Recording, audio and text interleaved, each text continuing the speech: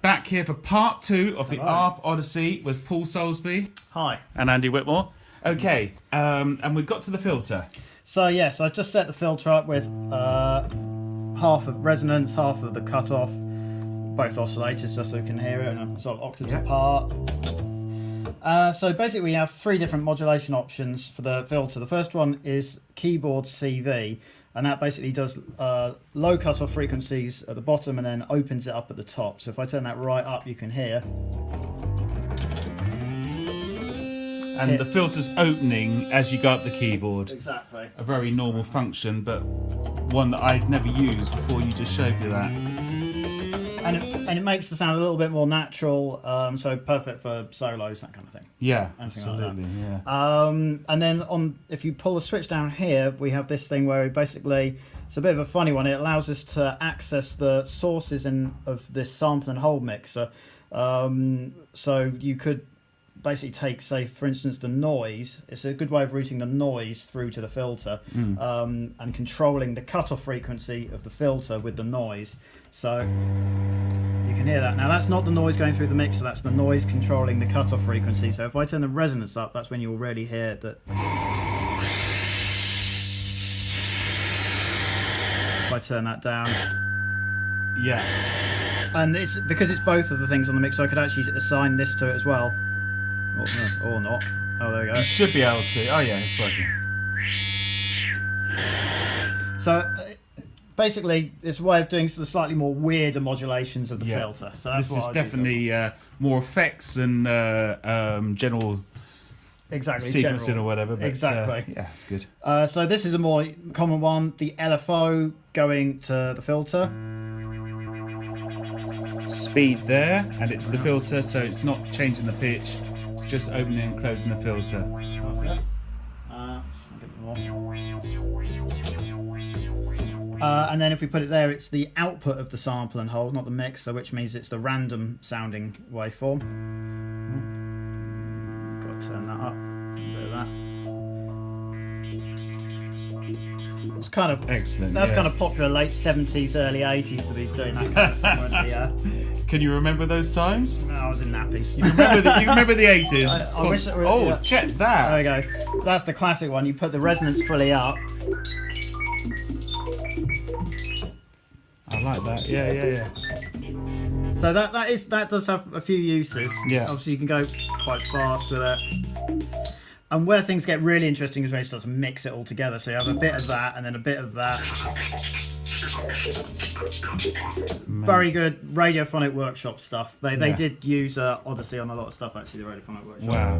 That's BBC, isn't it? Yeah, BBC. Yeah, so Doctor Who. The final one is the envelopes. So we can send either envelope to it. So let's go with the ADSR to start with. So, and then obviously we set our envelope here, which we'll just cover very briefly at the end.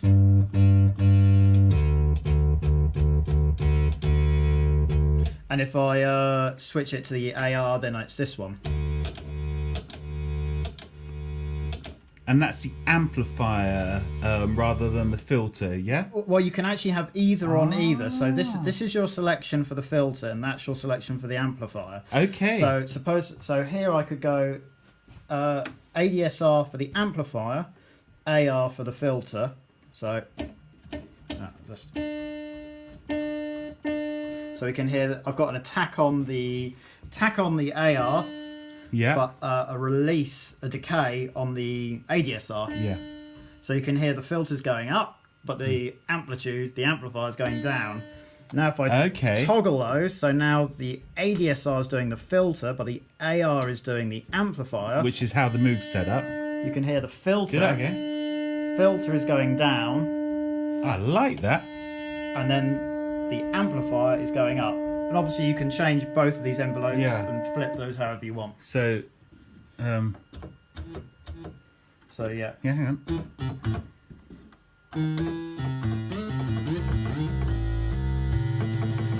That's nice. You get some nice sounds out of this. Now there's only 2 things. Oh, there's actually 3. Maybe 4.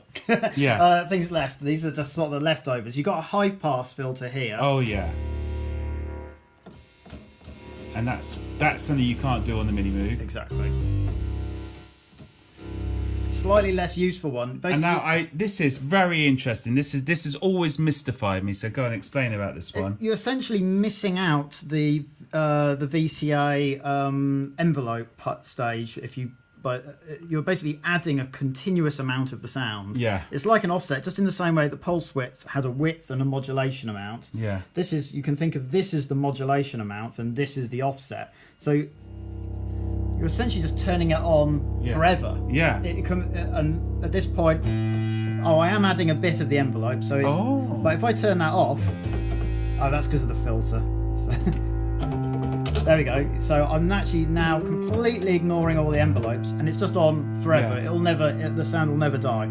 Yeah. So that's basically, you always keep that off, really. For normal usage, when it's good, and I reckon this may be why they put it in. You got something in your studio, you're trying to patch into Pro Tools or whatever, and you're like, I can't hear it. Suppose it's only you there. Yeah. Just turn that up, and then you're not having to play it to get the signal through. Or stick an ashtray on it. Or hold stick the an note ashtray. down. That's the okay. So that was interesting, right? You said about this one here, right? Right. You put that up. So that's now on ADSR. So the filter gets the ADSR. This one's the ADSR going to the filter cutoff. Right. And that's the AR. No, forget that. Let's just focus on this, right? Okay. We got this filter, voltage controlled filter. So if that was turned down, what, you saying that's chopped out? So now there's no envelope on it. You can hear the envelope's not affecting it at all. Right, so this is absolutely essential to have that up, isn't it? Yeah. Otherwise this doesn't work. So, yeah. And why is that no? It goes... I think that it might be a little bit something to do with the missing pad on it. Right, possibly. so I'm not going to say where it's repaired, but this has just come back from the repairer.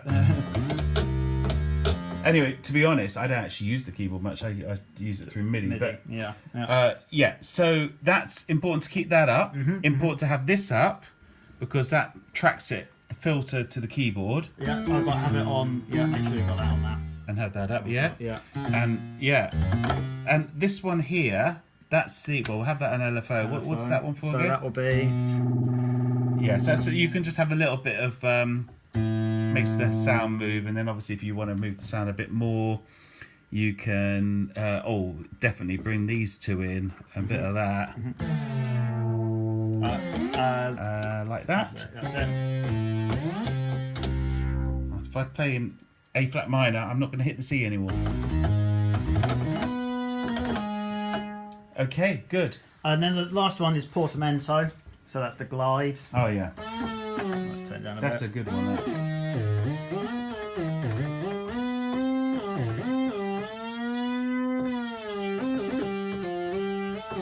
And then a transpose.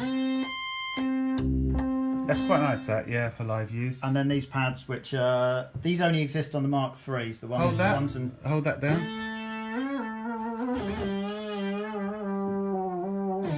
And this one doesn't seem to work. Yeah, still looking into that. Okay, so that's a full demo of the Arp Odyssey on 2 videos. Thank you very much, Paul. No problem. That's going to go on the YouTube for my quick reference so I can work this machine. Excellent. But it's also good for all you YouTube fans out there. Yeah. So goodbye from us too. Goodbye. All right.